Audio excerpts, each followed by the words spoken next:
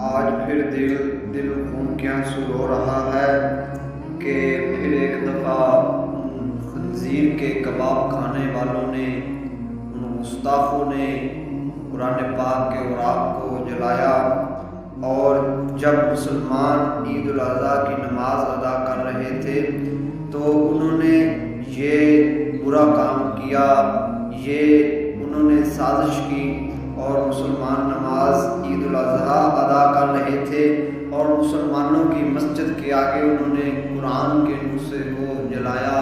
تو یہ خنزیر کا کباب کھانے والے، یہ گائے کا پیشاب پینے والے، یہ قرآن پاک کو کیوں جلاتے ہیں؟ یہ اس لیے جلاتے ہیں کہ قرآن پاک کی حفاظت تو اللہ تعالیٰ نے اپنے ذمہ لی ہے۔ ان کو پتہ ہے کیونکہ ہم اس کی متبادل کوئی لا نہیں سکتے، اس لیے یہ قرآن پاک کے بارے میں ایسے الفاظ کہتے ہیں، اس لیے یہ اس کو جلاتے ہیں۔ تو جب بندہ کسی سے جلتا ہے، جب کوئی بڑے عہدے پر پہنچ جاتا ہے تو پھر انسانوں کا بھی یہی ہے کہ وہ جلتے ہیں۔ تو اب قرآن پاک جو ہے یہ ایسی کتاب ہے جو پوری دنیا میں پڑھی جاتی ہے، تو یہ اس لیے یہ سویڈن والے جلتے ہیں۔ تو یہ ہمارے حکمرانوں کو ہونا تو یہ چاہیے تھا کہ یہ ملک پاکستان میں نہیں بلکہ عالمی سطح پر اس کو اٹھایا جاتا، پر کیا کریں، یہ جو 9 مئی کو واقعہ ہوا اس کے بارے میں تو سارے ڈنڈورا پیٹ رہے ہیں، لیکن ہونا تو یہ چاہیے تھا کہ قرآن کے بارے میں سب کچھ کہا جاتا۔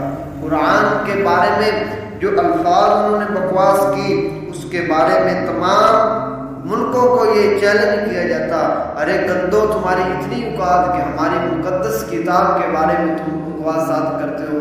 پر ہمارے حکمرانوں کو دیکھو، یہ اپنی اپنی کرسی میں پڑے ہیں، یہ اپنی اپنی کرسی کے پیچھے پڑے ہیں۔ کوئی کہتا ہے میں کرسی پر بیٹھوں، کوئی کہتا ہے میں بیٹھوں۔ ارے وہ قرآن کو جلاتے ہیں، تم ان کی گودوں میں جا کر بیٹھتے ہو۔ وہ ہمارے نبی کے بارے میں بکواسات کرتے ہیں، تم ان کی گودوں میں جا کر بیٹھتے ہو۔ وہ ہمارے صحابہ اہل بیت کے بارے میں بکواسات کرتے ہیں، تم ان کو بھائی چارہ بناتے ہو۔ ارے تم مرزائیوں اور قادیانیوں کو بھائی کہتے ہو جو نبی ہونے کا دعویٰ کرتے ہیں۔ تو جو یہ ایسے گندے غلیظ انسان ہیں، ان سے بچنا چاہیے اور قرآن کے ساتھ تعلق ہونا چاہیے۔